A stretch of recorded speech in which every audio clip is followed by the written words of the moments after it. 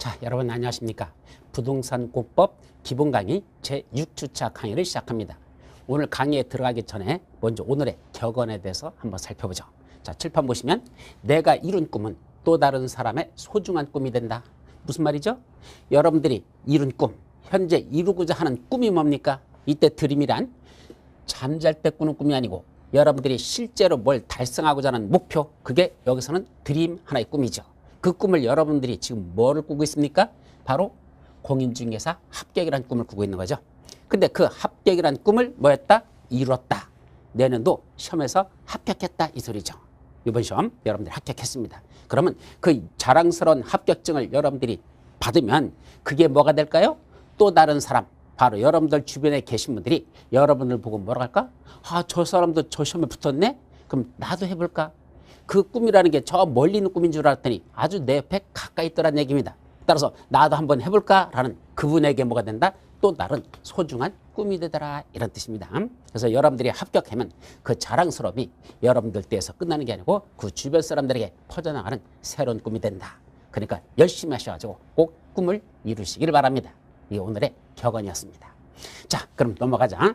자, 오늘은 그런 어떤 내용이 나간다? 현재 보고 있는 게 뭡니까? 도시 및 주거환경 정비법이라는 법을 보고 있죠. 이 법 제일 먼저 나온 게 뭐였었죠? 용어 정의가 나왔었습니다. 그래서 이 법에 나오는 용어 정의에 관한 걸 먼저 정의하라. 상당히 중요한 것이고 용어에서 반드시 시험 문제가 하나는 출제된다라고 말씀드렸었죠. 그래서 용어 정의를 먼저 정의합니다. 자, 그 다음에 본 게 뭐였었죠? 도시 및 주거환경 정비법에서 제일 먼저 나오는 게 국토교통부장이 우리나라 전국 방방곡곡에서 벌어지는 정비사업을 앞으로 어떻게 할 것인지 정책 방향과 또 각각의 관악에서 수립하는 기본계획 어떻게 수립할 건지 그 기본 방향을 제시하는 국장이 수립하는 뭐가 있단다? 도시 및 주거 환경을 정비하기 위한 기본 방침이라는 걸 제일 먼저 수립한다. 따라서 국토교통부장이 도시 및 주거환경 정비 기본 방침을 수립하면 그게 뭐란다? 아, 우리나라에서 앞으로 정비사업을 시행하는 건 이러이러한 식으로 하는 정책 방향이 담겨 있더라. 이것이 기본 방침이죠.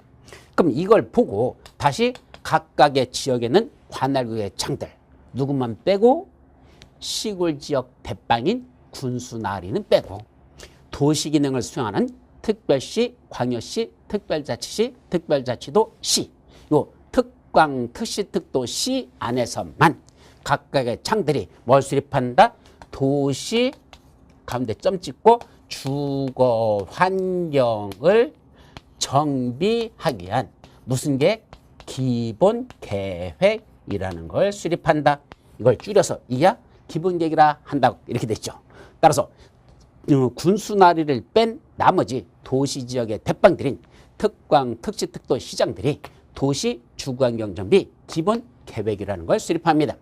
그러면 여기를 따지면 서울특별시죠. 서울특별시장이 앞으로 우리 서울특별시에서 정비사업을 어떻게 할 것인지 중요한 내용들을 먼저 계획으로 수립해 줍니다. 그걸 기본계획이라고 표현하죠. 거기에 보면 정비예정구역의 계략법 보면은 계략적인 범위는 어디서 어디까지가 요런 지역, 요런 지역, 요런 지역이 노후불량 건축물이 밀집됐으니까 장차 정비사업을 시행할 예정구역이다.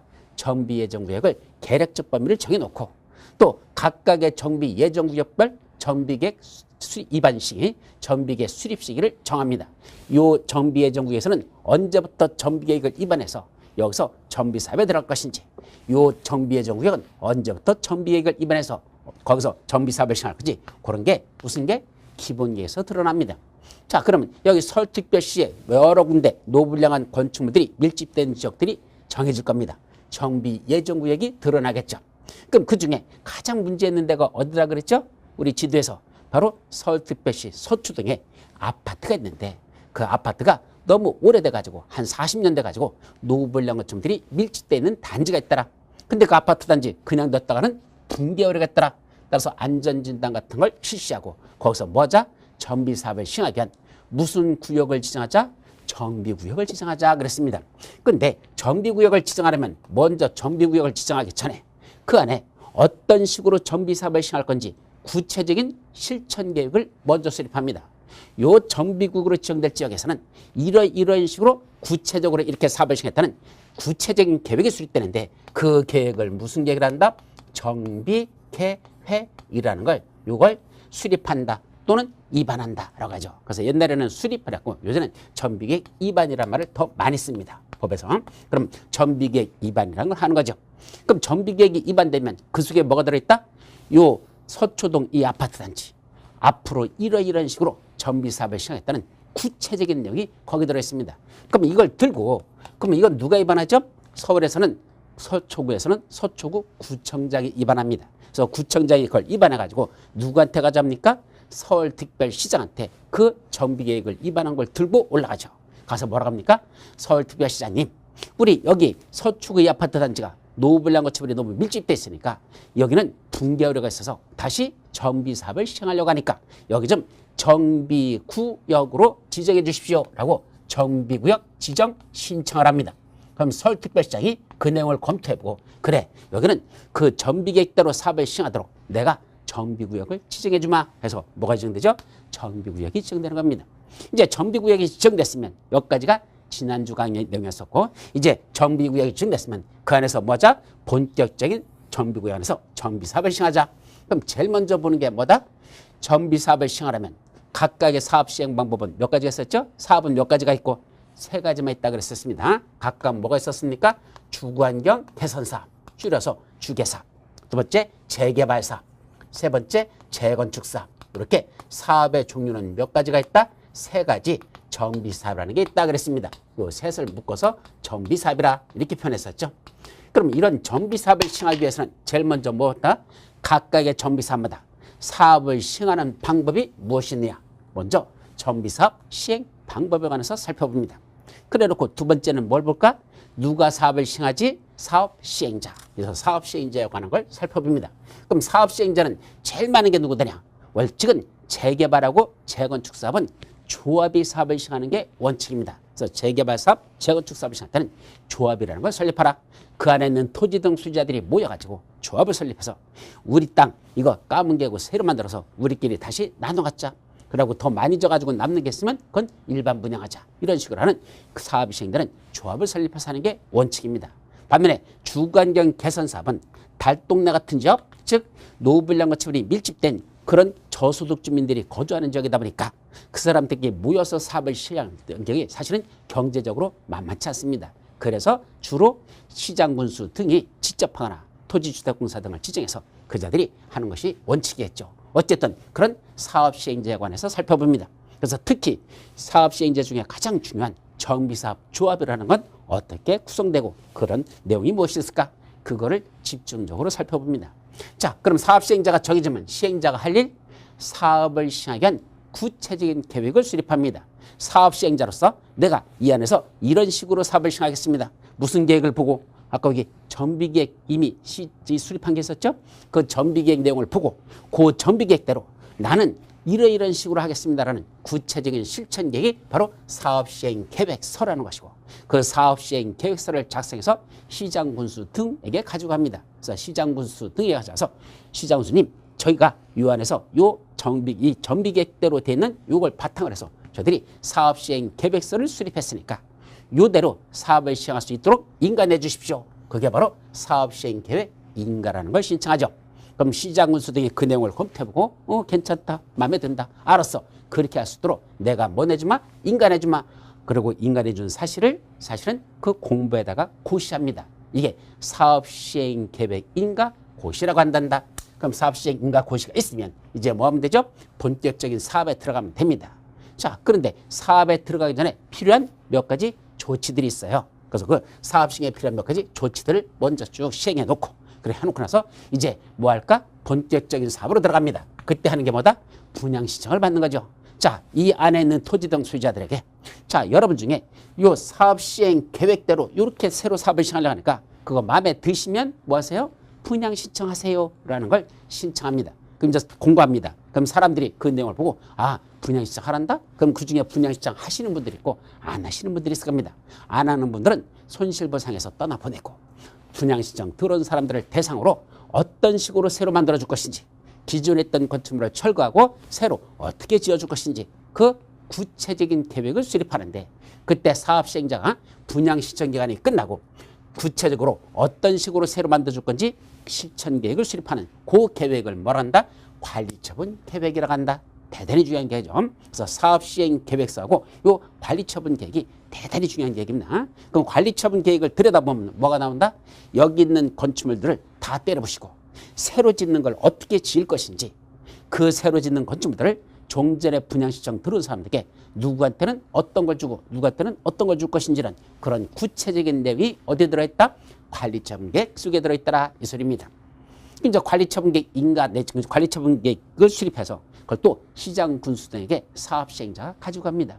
그래서 사업 시행자가 제가 여기 분양 신청 들어온 사람들에게 이런 식으로 새로 지어가지고 주려고 이렇게 만들어 놨는데 이 계획 어떻습니까? 괜찮습니까? 인가내 주십시오. 라고 시장 군수에게 인가 신청을 하면 시장 군수가 그 관리처분 계획 관리처분 계획을 보고 마음에 들으면 인가내 주는 거고 마음에 안 들으면 다시 보정 신청 다시 변경하라 라고 다시 반려시키겠죠.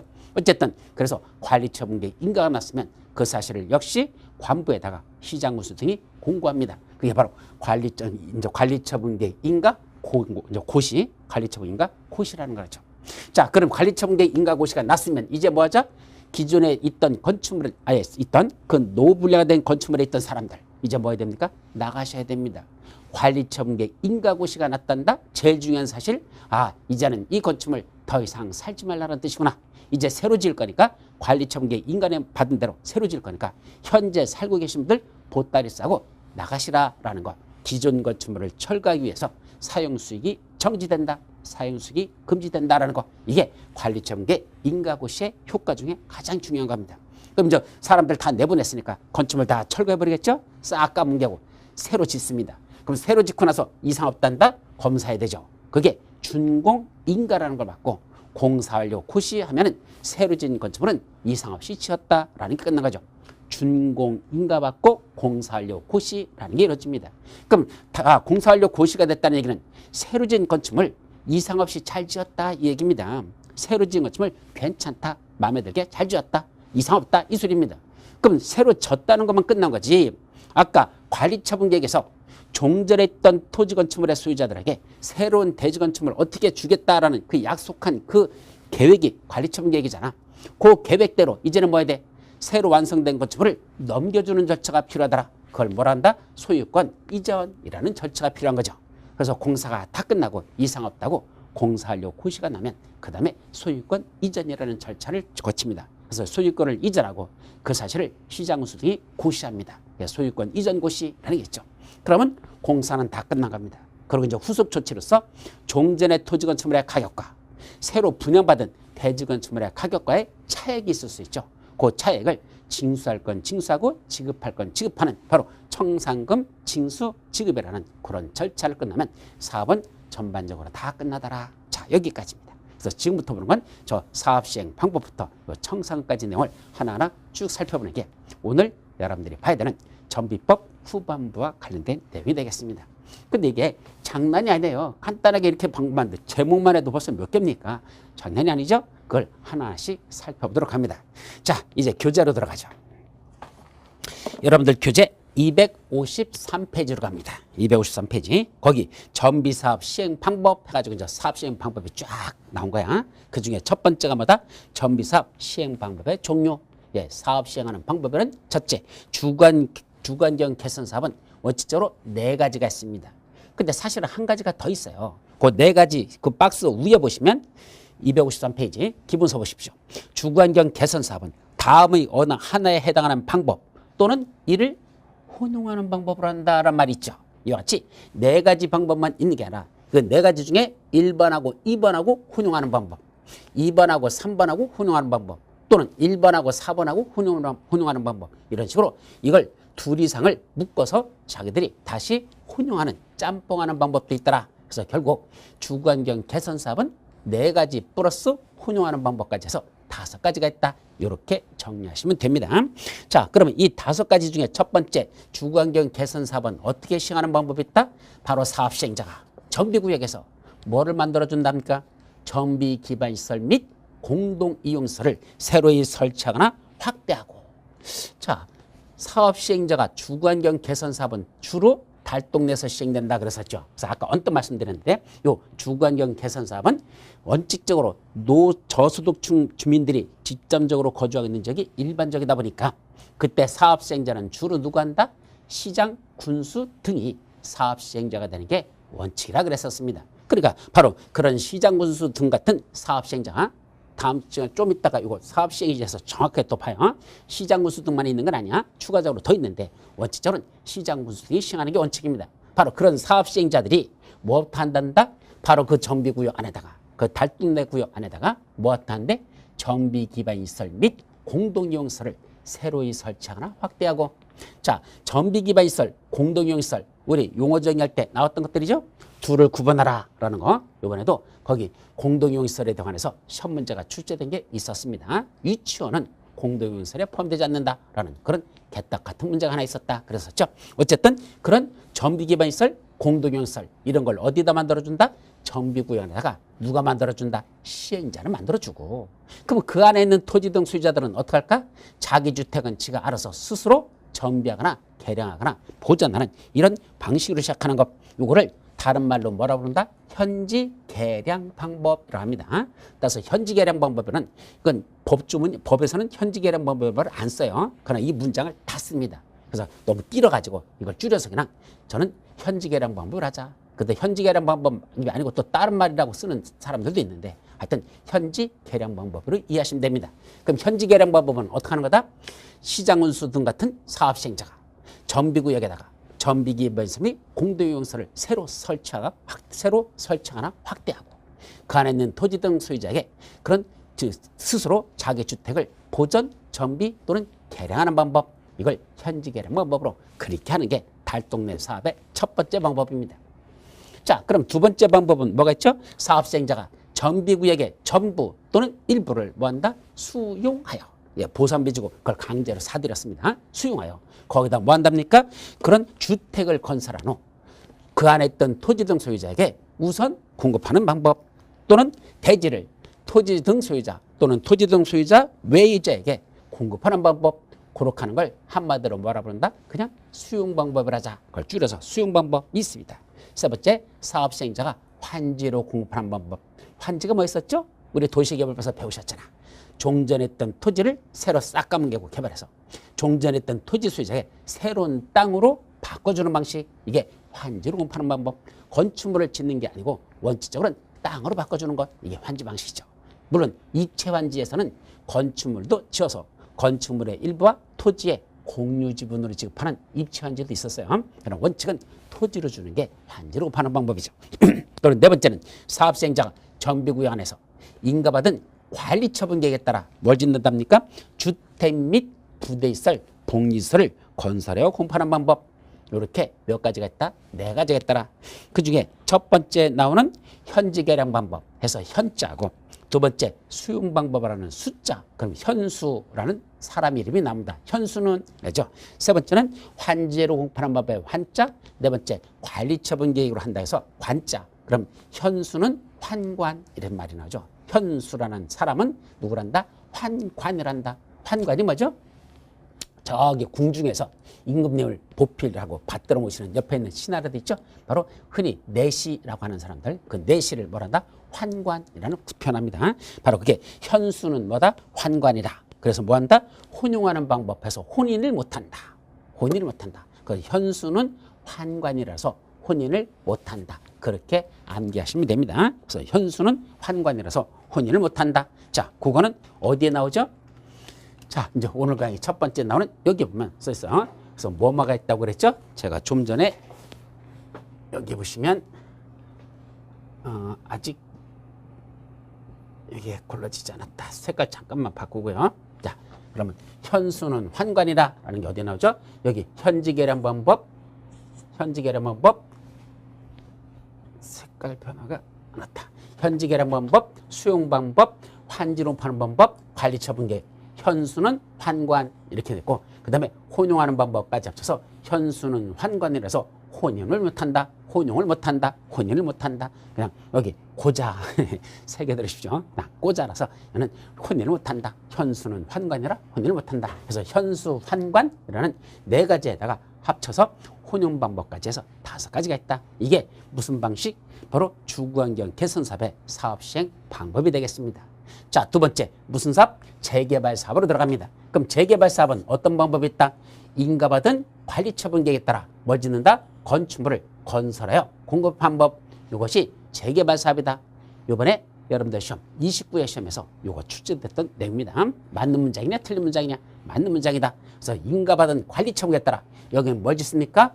건축물을 건설하여 공급하는 방법 했습니다. 그냥 건축물이라고 되어 있습니다. 주택 아닙니다. 주택만 짓는 게 아닙니다. 주택도 짓고 상가도 짓고 사무실도 짓고 공장도 지을 수 있고 이래서 다 합쳐가지고 그냥 건축물을 건설하는 방법이다. 그래서 재개발 다음에 또 하나 환지로 공급하는 방법. 이렇게 관리처분 계획한 방법과 환지로 방법 2가지가 있는데 이때 관리처분 계획에서 지을 때는 건축물을 짓는다라고 되어 있습니다. 자, 그때 재개발 성공 여부는 관건은 환지에 있다. 재개발 성공 여부의 관건은 환지에 있다. 무슨 말이죠? 재개발 사업을 시작할 때는 관리처분 계획에서는 건축물을 짓는다. 관건, 관리처분에 따라 건축물을 짓는다. 그 다음에 또 하나 환지로 파는 방법이 있다. 그것이 바로 관리처분 계획에서는 건축물을 짓는다. 관건은 뭐였다? 환지에 있다. 그래서 관리처분 계획한 건축물, 그 다음에 환지. 이렇게 2가지 방법이 있습니다. 반면에 재건축 사업, 이것도 이번에 29회 때 시험 문제 나왔었죠? 재건축 사업은 인가받은 관리처분에 따라 이때는 또 뭘 짓는답니까? 주택, 부대시설, 복리시설 및 오피스텔을 건설하여 공급하는 방법. 이거 한 가지밖에 없습니다. 따라서 시험 문제에서 출제 잘 되는 것, 재건축 사업은 무슨 방식으로 하는 게 없다? 환지로 파는 방법이 없습니다. 주거환경 개선 사업과 재개발 사업은 환지로 공급하는 방법, 환지로 파는 법이 있지만 재건축 사업은 환지로 공급하는 방법은 없고 오직 관리처분 계획에 의해서 공급한 방법 한 가지밖에 없다라는 걸 조심하시고 이때 관리처분 계획에 따라서 짓는 건 건축물 잃어버리면 안 돼요. 붙여야 됩니다. 뭐죠? 주택, 부대시설, 복리시설 및 오피스텔 이렇게 4가지를 건설하여 공급하는 방법이다 라고 정리합니다. 다만 주택단지에 있지 않은 건축물은 뭐 정비구로 보는 그 사업에 한잔다. 그건 중요하지 않고 그냥 여기까지만 정리하시고 그 다음에 그중에 오피스텔은 아무 데서나 함부로 재건축한다고 지을 수 있지 않습니다. 오피스텔을 지을 수 있는 용도 지역에 딱 2군데다라는 것도 조심합니다. 어디죠? 준주거지역하고 상업지역에서만 오피스텔을 건축할 수 있습니다. 따라서 재건축 사업을 시행하는 용도 지역이 무슨 지역일 때만 준주거지역하고 상업지역에서만 추가적으로 오피스텔을 더 지을 수 있는데 이때 오피스텔은 마음대로 짓습니까? 아닙니다. 그때 연면적은 오피스텔의 연면적은 전체 건축물 연면적의 얼마까지만 30% 이하 100분의 30 이하만 그때는 오피스텔을 지을 수 있습니다. 그걸 조심하시기 바랍니다.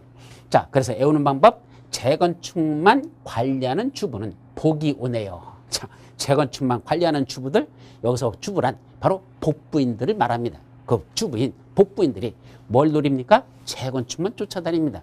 아마 우리나라 70년대 이후부터 재건축 사업만 쫓아놨던 복부인들은 지금 아마 수백억 부자가 아닐까 그렇게 생각합니다. 원래 재건축 갖고 돈 버신 분들이 워낙 많기 때문에. 그래서 강남에 옛날에 그랬잖아. 강남의 복부인이라고 표현한 적이 있었는데 어쨌든 그 강남에 계시는 그 복부인분들 그게 바로 재건축만 관리하는 주부는 뭐 한단다? 복이 오네요. 이게 무슨 말이죠? 재건축은 무슨 방식으로 한다? 관리처분 계획한 방법만 한다. 예, 재건축은 관리처분 계획으로 하는데 그때 주부 복 오네요 했을 때 주는 주택, 부는 부대시설, 복은 복리시설, 오는 오피스텔입니다. 예, 주부는 복이 오네요. 주부 복 오라는 건 주부에게는 복이 온다. 뭐 하는 사람? 재건축을 관리하는 주부는 복이 오네요. 이렇게 하면 되죠. 자, 그런데 오피스텔은 어디서만 짓는다 그랬죠? 준상위 지역에서만 짓습니다. 오피스텔은 준주거지역과 상업지역에서만 지을 수 있다. 그게 오준상. 오피스텔은 준주거지역과 상업지역에서 이 오준상은 뭔 데죠? 상식 이하의 인간이다. 또 오준상이라는 인간을 왜 이렇게 또 무시해버렸지? 상식 이하의 인간이다. 이때 상식이 뭐죠? 30 그걸 그냥 상식 그래서 30 이하다. 그래서 30% 이하다. 상식 이하의 인간이다. 이렇게 암기하시면 됩니다. 이것이 바로 정비사업을 시행하는 방법은 몇 가지가 있다? 이렇게 3가지 각각의 사업에 따라서 각각 5가지, 2가지, 1가지의 각각의 사업 시행 방법이 있다. 여기까지만 정리하시면 됩니다. 자, 이제 넘어가셔서 여러분들 교재 넘어가 보시면 이제 254페이지에 순환정비 방식의 정비사업이라는 게 나오죠. 이건 도시개발법에서 순환개발 방식이라는 것도 있어요. 그거랑 비슷한 겁니다. 그럼 순환정비 방식은 어떻게 하는 거냐? 자, 이쪽으로 와보시죠. 그럼 순환정비 방식은 사업을 시행하는데 한꺼번에 정비사업, 정비구역을 다 하는 게 아니고 정비구역의 면적이 넓을 때는 쪼개서 하자는 얘기입니다. 예를 들면 이 아파트 단지 여기는 이 전체 이게 정비구역이 여기만 있는 게 아니라 이 전체가 정비구역이라고 해보자. 그럼 이 정비구역에서 사업을 시행하는데 한꺼번에 다 하기가 벅차잖아. 그럼 여기서 뭐부터 한다? 철거되는 주택의 소유자 또는 세입자들.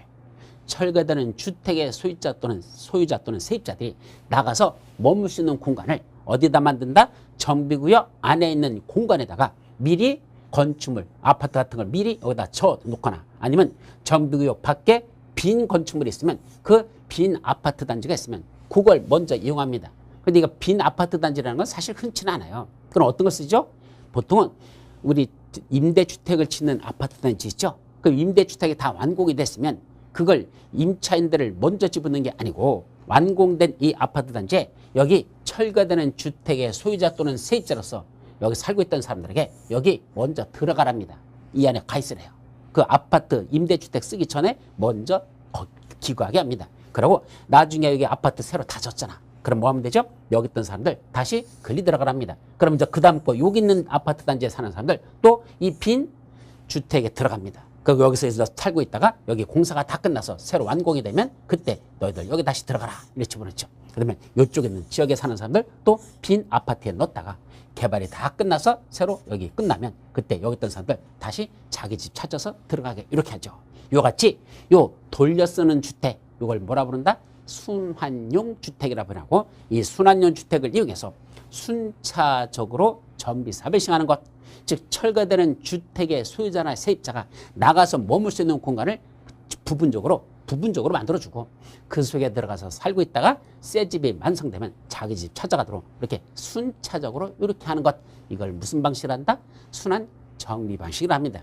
근데 우리나라는요 순환 정비 방식으로 하는 경우가 별로 없습니다. 왜 그러죠? 시간이 오래 걸리거든요. 그럼 시간이 오래 걸리면 사업비가 그만큼 부담이 되기 때문에 우리나라는 무슨 사업이 최선이다? 빨리빨리 사업. 그냥 후닥후닥 쳐가지고 공기 단축해가지고 공사기간을 단축해서 어떻게 하든지 빨리 하려고 고지랄로 하니까 맨날 부실공사만 튀어나오고 문제가 되죠. 그죠? 그래서 아파트에 들어간 지 2년도 안 됐는데 집이 끼우른다는 동, 그치? 벽에 금이 간다는 동, 이런 일이 비일비재 발생하는 게 너무 빨리만 찾다 보니까 그런 문제가 있습니다. 그런데 저기 독일 같은데, 또 프랑스 같은데 가보면요. 순환정비 방식으로 하는데, 동네를 하는데, 여기 한번 하고, 그 다음에 여기 하고, 여기 하는데, 그냥 사와라, 내와라, 세와라, 내와라, 이렇게 한답니다. 저번에 보니까 무려 50년이 걸린다고 하더라고요. 이쪽에서부터 여기까지 끝나는데, 그 동네 하나를 갖다 전부 다 순환정비 방식으로 하는데, 50년을 잡고 한답니다. 우리 때 못하면 우리 아들놈 때 가서 할 것이고, 우리 아들놈 때에서 못하면 손자놈 가서 할 거니까, 뭘 걱정하는 애. 그냥 느긋하게 되는 대로 가면 되지.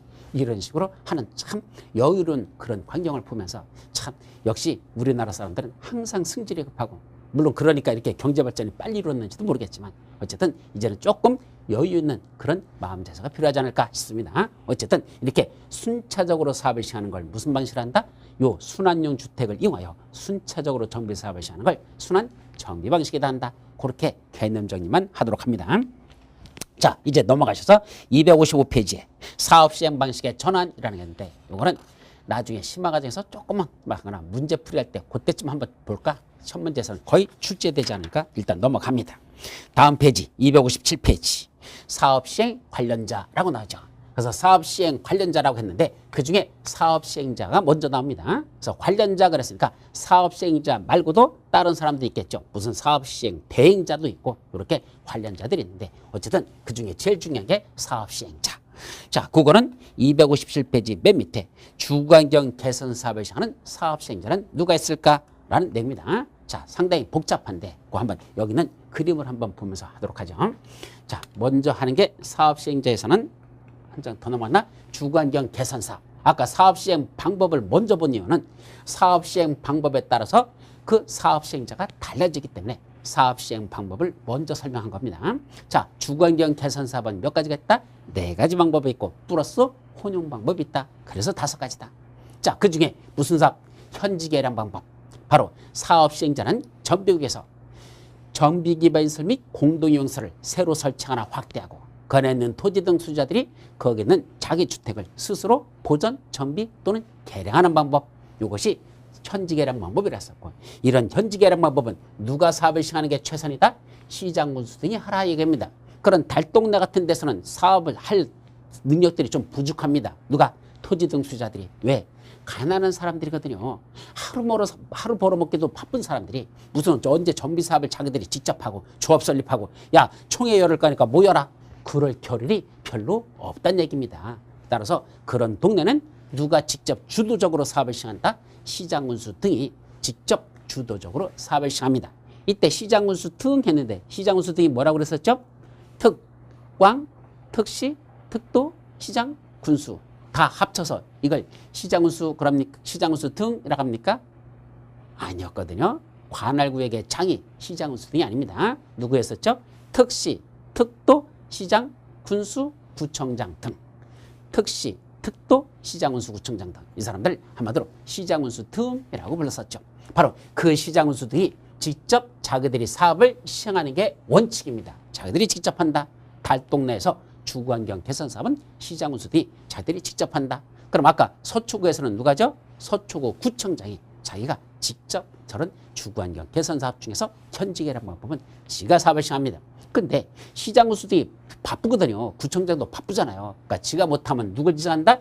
토지주택공사 등을 지정해서 그 자들 보고 사업을 시행하게 합니다. 이때 토지주택공사 등을 뭐란다? 요 주자만 쓸 겁니다. 앞으로는 토지주택공사 등에서는 그 글씨만 여기서는 서술하고 있습니다. 그래서 시장군수 등의 시, 그 다음에 토지주택공사 등의 주, 그래서 시주 이 사람만 현지 개량 방법에서는 원칙적으로 저 사람들이 사업 시행자가 된다는 것. 그때 누구를 지정하려면 주택공사 등을, 즉 토지주택공사 등을 지정해서 누가? 시장군수 등이 자기들이 바쁘니까 야 토지주택공사 또는 지방공사 네가 하라 라고 토지주택공사 등을 지정해서 사업을 시행할 때는 뭐가 필요하죠? 정비계획을 입안하기 위한 주민들의 의견을 청취하기 위한 공람공고예요. 자, 정비계획을 입안하기 위해서 주민들의 의견을 들으려고 여러분 여기서 정비계획을 이렇게 입안하려고 하는데 여러분 어떻게 생각하십니까? 라고 주민들의 의견을 청취하기 위한 공람공고를 하는데 그날 현재 이 안에 거주하고 있는 그 토지 등 소유자 얼마? 과반수의 동의를 받아야 된다.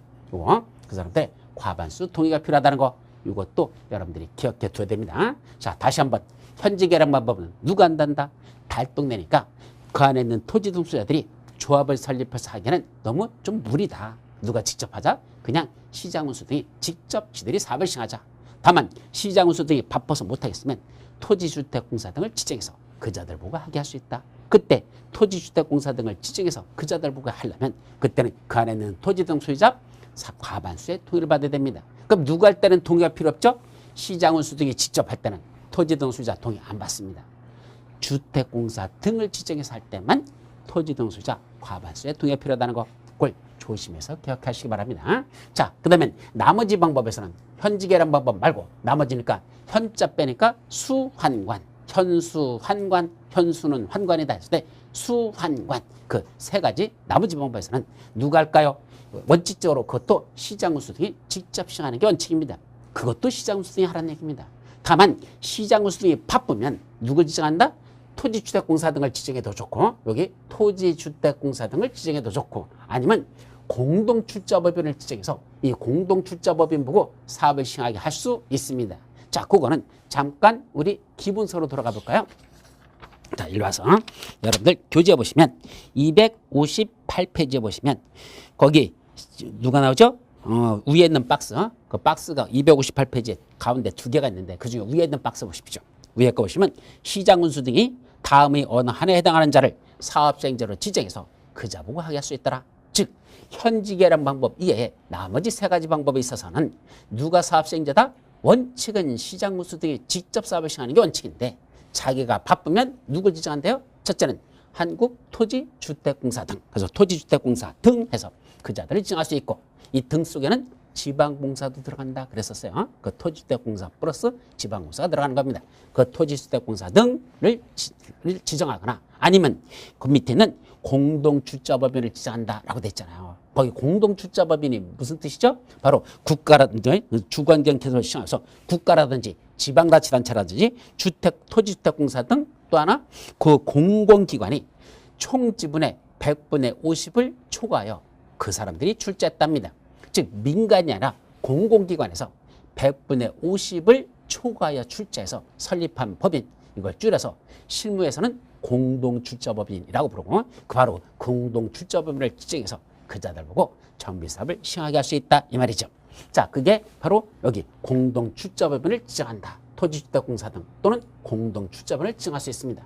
그런데 한 가지 더 있습니다. 누가? 시장군수 등이 누굴 지정한다? 요 토지주택공사 등하고 공동주자법인이 있었죠. 두 사람. 거기 더하기 그 사람들이다 더하기 누구를 한단다? 건설업자 또는 등록사업자 이 자들을 합쳐서 공동시행자로 지정할 수가 있다라는 걸 조심합니다. 그럼 누구랑 지정할 수 있다는 얘기야? 토지주택공사 등하고 건설업자하고 같이 하라.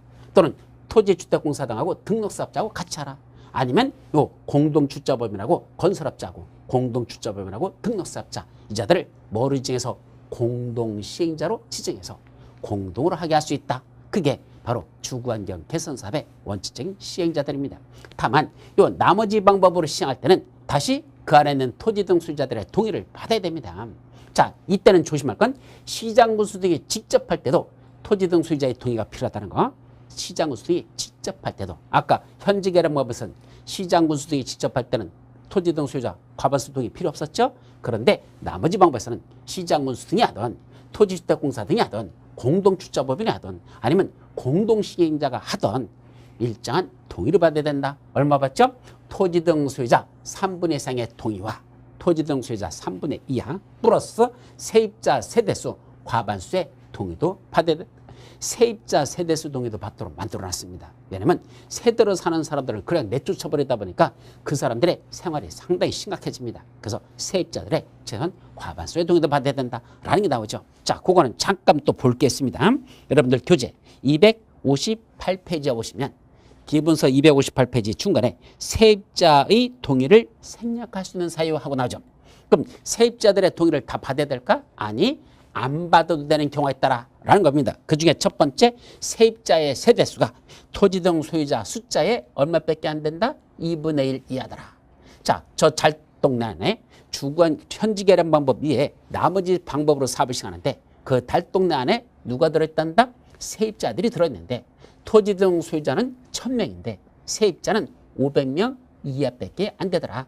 예, 그래서 토지 등 소유자가 1000명인데 세입자가 만약에 500명 이하밖에 안 된다. 2분의 1 이하죠. 그때는 그 세입자의 동의는 안 받아도 괜찮다라는 거. 최소한 그거 하나 정도는 여러분들이 기억을 해 두셔야 됩니다. 그럴 때는 세입자의 동의를 받지 않아도 된다라는 그 내용이죠. 자, 여기까지 하고 그 다음에 내려가서 무슨 사업에서는 여기 재개발 사업으로 일단 넘어갑니다. 그럼 재개발 사업은 원칙적으로 누가 한다? 재개발 조합이 합니다. 모두 마찬가지야. 재건축 사업도 마찬가지입니다. 그때도 누가 한다? 재건축 조합이 합니다. 여기서 잠깐 이것들은 지우자 이제. 이건 아까 순환점유 방식 하라고 싹 칠해놨으니까 헷갈리니까. 자, 지워놓고. 자, 다시 한번. 무슨 사업에서는? 재건축 사업에서도 누가 원칙적인 사업 시행자다? 예, 재건축 조합이 원칙적으로 사업 시행자입니다. 따라서 재개발 사업과 재건축 사업에서는 원칙적으로 누가 사업을 시행한다? 조합을 설립해서 하라. 이게 정답입니다. 왜 그러죠? 이유. 재개발과 재건축은 주로 일반적인 동네, 이 재개발하는 건 좀 더 허름한 동네고 이 재건축하는 건 공동주택이 밀집한 지역에서 시행됩니다. 달동네보다는 좀 나은 지역들이죠. 그러다 보니까 여러분들 토지 또는 건축물을 가진 사람들이 여러분들의 토지 건축물을 까뭉개고 새로 지어가지고 누가 갖자? 여러분들이 가지라는 얘기입니다. 어차피 니들 거잖아. 그럼 니들이 개발해서 니들이 가져라. 이게 원칙이에요. 다만 새로 짓는 게 종전보다는 더 크게 짓는 게 일반적이거든요. 꼭 더 크게 짓지는 않을 수도 있어. 같거나 더 작게 짓을 수도 있지만 그건 예외고 일반적으로는 종전에 1000세대가 있었으면 새로 지면 1300세대 뭐 이렇게 짓잖아요. 그럼 종전했던 1000명이 다 분양 신청했다고 치면 1300세대를 짓는다 하더라도 1000명이 분양 시작하면 300세대 남잖아. 그 남는 건 뭐하죠? 일반 분양해가지고 그때 들어오는 수입으로 그 공사비를 그걸 일부 보전시키면 여러분들은 원래 짓는 비용을 다 내지 않고 그 팔아가지고 남은 돈 갖고 여러분들 공사비에 충당했으니까 여러분들이 부담하는 자기 부담금이 뭐한다? 줄어든다는 얘기입니다. 그것이 바로 일반적으로 사업이 시행되는 원칙입니다. 그러다 보니까 바로 너희들끼리 모여가지고 너희들이 주택을 져가지고 너희들이 갖고 남는 거 있으면 일반 분양에서 사업비 보전하는 데 써라. 이런 식입니다. 그러다 보니까 너희들끼리 모여서 하란다? 그랬더니 너희들 토지 등 소유자죠. 그 사람들이 다 사업을 시행한다? 못하죠. 그 안에 1000세대가 있으면 1000명인데 1000명끼리 모여가지고 회의 한번 열어보십시오. 애기도 데려가서 애기도 빽빽 울고 있지. 거기다 또 누구는 기침 꼴록꼴록 하고 있지. 그거 진행되겠습니까? 안 되죠. 따라서 너희들끼리 뭘 설립하라? 조합이라는 걸 설립해서 그 조합에 누가 있습니까? 임원들 있잖아. 거기 대의원들 있잖아. 그 사람들 위주로 해서 사업이 시행되고 중요한 건 총회를 열어서 거기서 의결해주면 그때 집행은 임원들이 하겠다는 얘기입니다. 그렇게 하는 게 무슨 방식이다? 바로 조합을 설립해서 하는 거다 이 뜻입니다. 자, 그러면 재개발은 조합이 혼자 하기 힘들으면 뭐 할 수 있다? 공동을 할 수도 있다라는 걸 조심하십시오. 재개발을 누가 못하면 혼자 하기 힘들으면 조합이 혼자 하기 힘들으면 누구랑 같이 해도 좋다? 조합이 시주 건등신한 이렇게 써놨어요. 시주 건등신한 차라리 이렇게 외워놓고 그다음에 시가 뭐죠? 아까 말한 시장군수 등 시장군수 등의 시 주가 뭐랬죠? 토지주택공사 등 토지주택공사 등 여기 건이 뭘까요? 건설업자입니다. 건설산업기본법에 나오는 건설업자들 현대건설, 대림건설, GS건설 이런 건설업자 등이 뭐죠? 등록사업자 우리 주택법에 공부하시다 보면 그때 일정한 기간은 국장한테 등록하고 사업을 시작하는 등록사업자가 있습니다. 바로 그 등록사업자 신이 뭐죠? 신탁업자 하는 한국감정원을 말합니다. 그 한국감정원 이와 같이 시장군수 등 토지주택공사 등 건설업자, 등록사업자, 신탁업자, 한국감정원, 시주, 건등신한 그 중에 하나하고 공동으로 조합하고 사업을 시행하는 게 가능합니다. 그러려면 공동으로 시행하려면 조건이 있죠. 조합원들한테 물어봐야 됩니다. 조합원 얼마에 동의받는다? 과반수 동의받아야 됩니다. 주민들은 뭐예요? 자, 여러분 우리가 현재 있는 이 조합이 혼자 하기 힘들어서 저 시주, 건등신한 중에서 저 하나하고 같이 하려고 하는데 예를 건설업자하고 같이 하려고 하는데 이게 제일 많아요. 현대건설하고 같이 하려고 하는데 대림건설하고 같이 하려고 하는데 삼성하고 같이 하려고 하는데 여러분들 어떻게 생각하십니까? 좋아요 좋아요 좋아요 하고 동의를 받아라는 얘기입니다. 얼마만큼 받는다? 과반수의 동의를 받으면 공동으로 시행할 수 있습니다. 근데 여기서 조심할 거. 그러면 재개발 사업은 항상 조합만 설립해야 될까? 아닙니다. 누가 해도 좋다? 토지 등 소유자가 직접 해도 되는 경우가 있습니다. 이거는요 주로 어디서 시행해야 되냐? 상업지역이나 공업지역 같은 데서 시행할 수 있습니다. 예를 들면 빌딩들이 쭉 있는데 그 빌딩들이 있는 상업지역 있잖아요. 근데 그게 구분 소유권을 갖는 것보다는 빌딩을 통째로 통상가 한 사람이 갖는 경우가 있죠.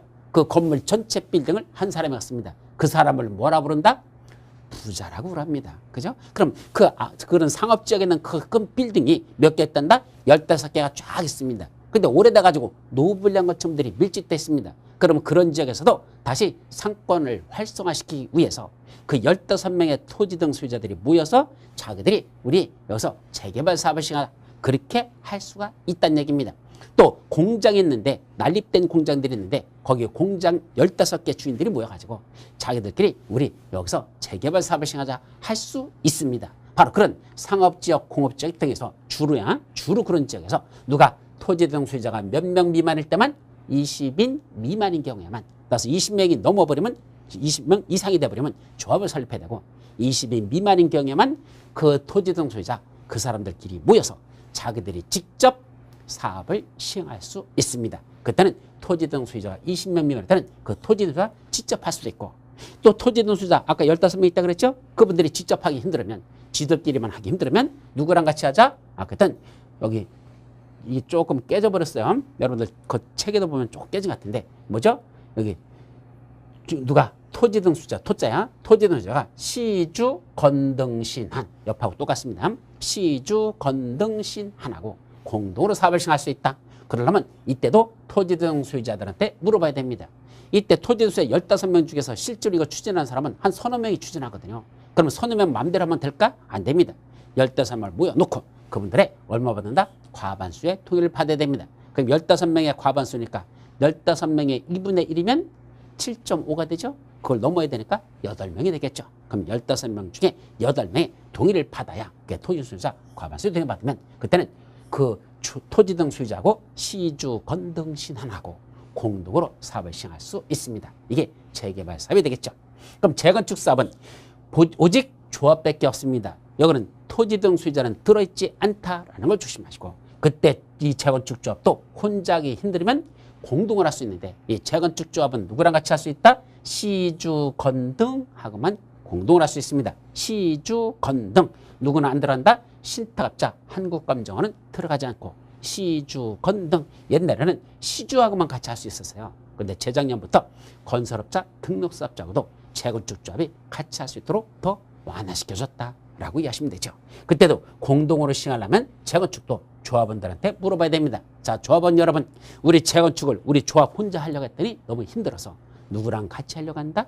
저 시주 건등 중에 저 건설업자하고 같이 하려고 하는데 여러분도 어떻게 생각하십니까? 조합원 과반수의 동의를 받으면 공동으로 사업을 시행할 수 있다라는 거. 여기까지가 여러분들 교재에 보시면 어디에 나와 있죠? 259페이지 맨 위에 박스 속에 있는 애들이 그 내용이고 그 밑에 쭉 정리한 것들이 바로 지금 말한 그 사업 시행자들에 관해서 쭉 정리한 것이 그 다음 페이지까지 위에까지 그걸 다시 박스로 다 하나로 정리해 둔 겁니다. 아셨죠?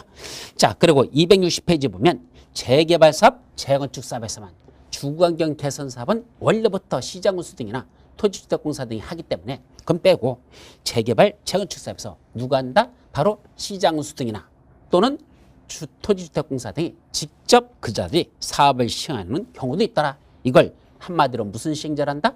공공시행자를 한단다. 어떤 때 그렇게 할 수 있죠? 거기 가나다라 마바아 해가지고 사유가 쭉 나와 있고 이런 사유에 해당할 때는 누가 한단다? 자, 여기 한번 다시 보죠. 지금 말한 그런 사유에 해당할 때는 누가 한단다? 재개발 조합 또는 재건축 조합. 이런 원래는 조합 또 여기는 토지 등 소유자 20미만일 땐 재개발은 토지 소유할 수 있었죠. 이와 같이 조합이나 또는 토지 등 소유자가 사업을 시행하는 게 아니고 무슨 사업에서 재개발하고 재건축 사업에서 조합이나 토지 등 소유자가 사업을 시행하는 게 아니고 누가 직접 한다? 시장운수 등이 직접 하는 경우도 있고 시장운수 등이 토지주택공사 등을 지정해서 그자들 보고 하게 할 수 있다. 이때 시장운수 등과 토지주택공사 등을 합쳐서 공공시행자가 직접 사업을 시행하는 것도 있다. 결국 조합이나 토지 등 소유자가 하는 게 아니라 시장운수 등이나 토지주택공사 등이 하는 공공시행자가 하는 경우도 있더라. 쭉 나오는데 그중에 여러분들 첫 번째 나오는 천재지변이 있을 때 자, 천재지변이 있는데 조합 설립하려면 시간 걸리거든요. 언제 조합 설립해서 합니까? 그 전부 다 그냥 사람들 저 지진 나가지고 다 땅속에 파묻혀 있고 병원에 입원해 있는데 그 사람들이 가서 무슨 동의서 받습니까? 조합 설립한다고? 그때는 누가 직접 하자? 그래, 시장운수들이 직접 하거나 토지주택공사 등을 지정해서 직접 그런 공공시행자가 할 수 있다. 그게 중요하고요. 그 다음에 마번에 보면 순환정비 방식으로 아까 사업 시행하는 거 있었죠? 제가 말씀드린 순환정비 방식을 할 때 그때는 조합을 설립해서 하는 게 아니고 그걸 누가 한다? 시장운수들이 직접 하거나 토지주택공사 등인 공공시행자가 직접 사업을 시행할 수 있다라는 최소한 그 가번하고 마번 정도는 현재로서는 기억해 두셔야 될 겁니다. 자, 근데 옆 페이지 넘어가 보면 3번 해서 재개발 사업 재건축의 지정개발자라는 자들도 있습니다. 자, 사업을 시행하는데 시장운수 등이 야, 네가 해서 하라라고 개발자를 지정해서 그 자들이 사업을 시행하는 경우도 있다. 이 자들을 뭐라 부른다? 지정개발자라고 부른다. 그래서 첫 번째 줄에 보시면 시장군수 등은 재개발 사업 또는 재건축 사업이 다음에 어느 하나에 해당하는 경우 그 밑에 박스 속에 여기는 딱 세 가지 요건이야. 요 세 가지 요건에 해당하는 경우에는 그때는 누구를 지정한다? 토지 등 소유자. 또 하나 밑에 줄에 민관합동법인. 세 번째 그 다음에 신탁업자 또는 신탁업자 이러니까 거기 세 명이 나와요. 토지 등 소유자, 민관합동법인, 그 다음에 그 신탁업자. 이 세 사람을 이하 뭐라 부른다? 지정개발자라고 부른다라고 박스 속에 들어있죠. 바로 이 세 사람을 지정개발자라고 그 자들을 지정해서 사업을 시행하는 경우도 몇 가지가 있다. 재개발, 재건축에서 세 가지 사유가 있을 때는 그 지정개발자를 지정해서 할 수 있습니다.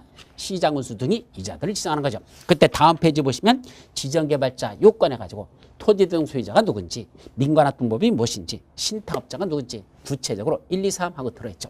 그거 세 개는 그냥 토지 등 소유자, 민간합동법인, 신탁업자, 이자들을 지정개발자로 지정할 수 있다만 기억하면 되지 구체적인 내용까지는 안 해오셔도 됩니다.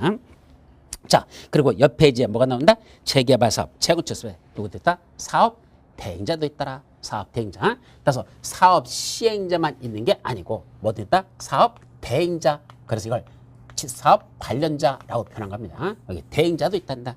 그거는 우리 자료에는 아직 안 들어있는데 간단하게만 정리하죠.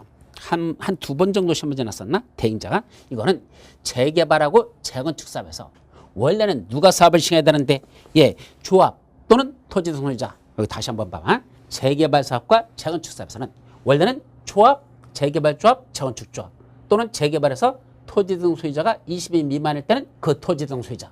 이자들이 원래는 사업 시행자가 돼야 되는데 얘들이 사업을 시행하는 데 있어서 장기간 오랫동안 사업이 지연되거나 또는 지들끼리 싸움이 붙어 있거나 또는 이 안에 있는 토지등 소유자, 과반 소유자이 야 이거 우리 조합 설립해서 하려고 했더니 뭐 조합파가 있고 조합장 반대파가 있고 지들끼리 쌈박질만 하고선 사업이 도저히 진도가 안 나가니까 저 새끼들 싸우겠는 저 새끼들 가만히 있고 누가 대신해 주라? 시장군수들이 대신하겠다. 이것이 사실은 대행자 제도입니다.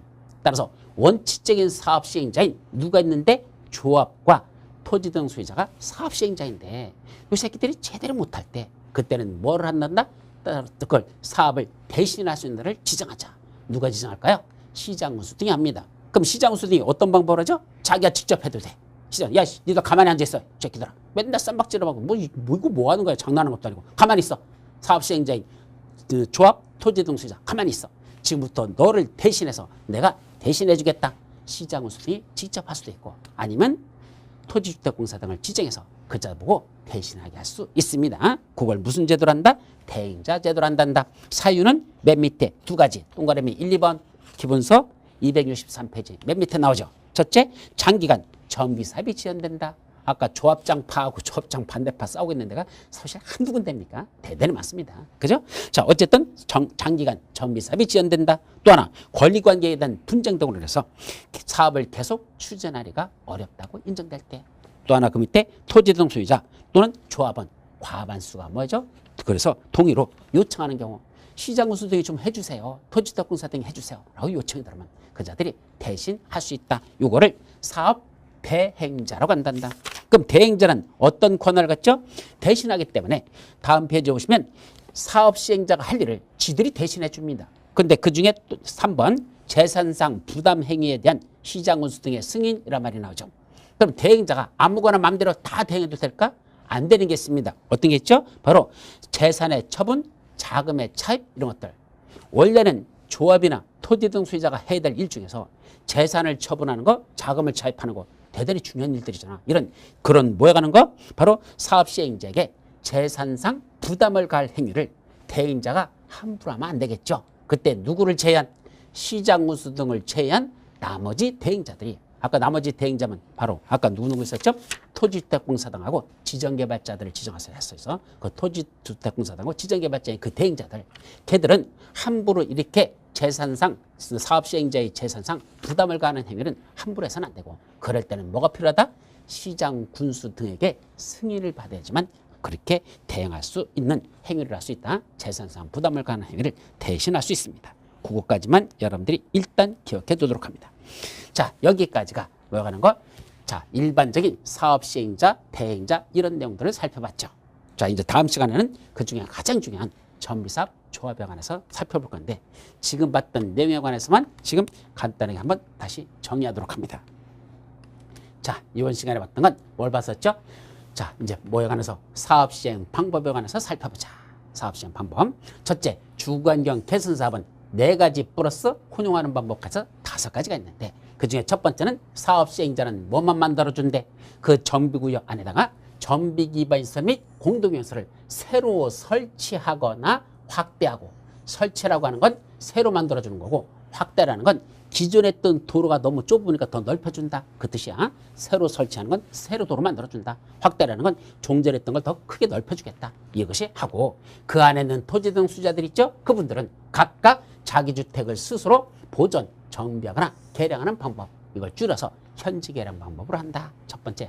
자, 두 번째는 정비구역의 전부 또는 일부를 수용하여 주택을 건설한 후 그 안에 있던 토지 등 소유자에게 우선 공급하거나 아니면 그 안에 있는 대지, 대지는 뭐죠? 정비사업으로 조성된 토지, 그게 대지라 그랬죠. 정비사업으로 완성되어 있는 그 대지를 누구한테 그 안에 있는 토지 등 소유자 또는 토지 등 소유자 외자에게도 공급하는 방법. 꼭 토지 등 소유자만 공급하는 거 아니야? 일부 남는 건 토지 등 소유자 외부 사람들에게도 공급할 수 있는 방법. 이것은 한마디로 수용 방법을 하자. 세 번째는 환지 공급하는 방법. 네 번째는 인가받은 관리처분에 따라 주택, 부대시설, 복리시설을 건설하여 공급하는 방법. 이렇게 몇 가지가 있다? 네 가지가 있다라 그랬습니다. 그래서 모래점만 따서는 현수, 환관, 현수, 환 이렇게 네 가지가 현수는 환관이라서 혼연을 못한다. 그래서 혼연 방지까지 다섯 가지가 있다. 이랬었죠. 그때 네 번째 나오는 인가받은 관리처분에 따라 이때는 뭐만 짓습니까? 주택, 부대시설, 복리시설까지만 들어가요. 오피스텔은 들어가지 않습니다. 근데 이번 시험 문제에서 오피스텔까지 집어넣어가지고 틀린 시험 문제를 출제했었죠. 오피스텔이 들어가는 건 어디뿐이다? 재건축사업에서만 오피스텔이 들어간다는 것. 그거를 조심하시면 됩니다. 반면에 재개발 사업은 인가받은 관리처분에 따라 건축물에서 그래서 재개발의 관건은 환지에 있다. 그래서 관리처분에 따라 건축물을 건설하여 공급한 방법과 환지로 공급한 방법 두 가지가 있습니다. 반면에 재건축사업은 인가받은 관리처분에 따라 뭐 짓는 사업? 주부, 복, 오. 그래서 주택, 부대시설, 복리시설, 오피스텔을 건설해 공급한다. 그래서 인가받은 관리처분에 따라 누구는 주부가 재건축을 관리할 때는 주부에게 복이 오네요. 참 재건축 관리하는 아줌마들 있잖아. 주부들은 뭐 한단다? 복이 온답니다. 사실 맞아요. 그죠? 재건축 관리한 주부들 치고 복부인 붙이고선 돈 안 버는 사람이 없었죠. 하여튼 재건축 사업을 관리하는 주부는 복이 오네요. 주부, 복, 오라는 걸 건설해 오는 방법. 그때 오피스텔은 함부로 지어서는 안 됩니다. 무슨 지역에서만 지은다? 준주거지역과 상업지역에서만 지을 수 있고 전체 연면적은 건축물 전체 연면적의 100분의 30 이하만 지어야 그래서 오준상 오피스텔은 준주거지역과 상업지역에서만 가능하고 오준상 그때 얼마까지다? 30% 이하입니다. 그래서 오준상에는 상식 이하의 인간이다. 예, 싸가지가 없다는 얘기입니다. 오준상은 상식 이하의 인간이다. 오준상 30 이하. 이렇게 기억해 두시기 바랍니다. 자, 이제 다음 페이지. 이때 원칙적인 사업 시행자는 누구일까? 상당히 어려워요. 사실은 외울 게 참 많죠. 첫째, 달동네 사업 중에 첫 번째 현지계량 방법은 누가 한다? 달동네 원전 시장군수 등이 한다. 다만 지가 직접 하기 힘들면 토지주택공사 등을 지정해서 그자 보게 할 수 있다. 다만 토지주택공사 등이 사업시행자로 지정받으려면 토지 등 소유자 과반수의 동의는 받아야 된다. 나머지 방법은 누가 한다? 그것도 역시 시장군수 등이 하는 게 원칙인데 시장군수가 직접 하기 힘들면 누굴 지정한다? 토지주택공사 등을 지정하거나 바로 공동출자법인 100분의 50을 이상을 100분의 50을 초과해서 공공시행자들이 지들이 출자해서 설립한 공동출자법인을 지정해서 할 수 있다. 그때 시장군수 등은 토지주택공사 등하고 공동출자법인 플러스 건설업자 또는 등록사업자하고 같이 짬뽕으로 지정해서 공동시행자로 지정해서 그 공동시행자들로 하여금 주거환경 개선사업을 시행하게 할 수 있습니다. 그때 이 나머지 방법으로 시행할 때 하려면 토지 등 소유자 3분의 3의 동의와 세입자 세대수 과반수의 동의를 받아야 되는데 세입자 세대수 수가 그 안에는 토지 등 소유자 숫자의 2분의 1 이하밖에 안 되면 토지 등 소유자는 1000명인데 세입자가 500명 이하밖에 안 되면 동의 받는다 안 받는다? 세입자의 동의는 안 받아도 좋다. 또 천재지변도 그럴 때는 아예 토지 등 소유자 세입자 세대수 동의 안 받아도 돼요. 천재지변할 때는 당연하죠. 막 뒤집어졌는데 언제 동의 받으러 다닙니까? 직접 그냥 시장군수 등이 사업을 시행해도 됩니다. 그럼 재개발 사업은 원칙적으로 조합을 설립해서 하는데 조합이 혼자 하기 힘들면 시주, 건등, 신 하나고 공동을 할 수 있고 그렇게 공동 시행하려면 조합은 과반수의 동의를 받아야 됩니다. 그런데 토지 등 소유자가 20인 미만밖에 안 된다. 그럴 때는 굳이 조합을 설립하지 아니하고 토지 등 소유자가 직접 사업을 시행할 수 있다. 다만 그 토지 등 소유자도 자기들 혼자 하기가 힘들면 시주, 건등, 신하라고 토지 등 소유자하고 공동으로 사업을 시행할 수 있는데 그때도 토지 등 소유자 과반수의 동의를 받아야 공동으로 시행할 수 있습니다. 자, 재건축사업은 오직 조합만 설립해서 하는 게 원칙인데 조합을 설립해서 하는 게 원칙인데 조합도 혼자 하기 힘들으면 시주, 건 등까지만 시장, 군수 등 주택공사 등 건설업자, 등록사업자까지만 공동으로 사업을 시행할 수 있고 그러려면 조합은 과반수의 동의를 받아야 된다. 자, 조합 설립 이제 거기까지 하고 아까 뭐까지 대행자 제도라고 했었죠. 거기까지는 여기서는 설명하지 않았는데 그건 참고로 여러분들이 봐두도록 합니다. 여기까지가 이번 시간에 살펴본 내용. 다음 시간은 가장 중요한 전비사업 조합에 관해서 하나씩 살펴보도록 합니다. 자, 쉬었다 가시죠.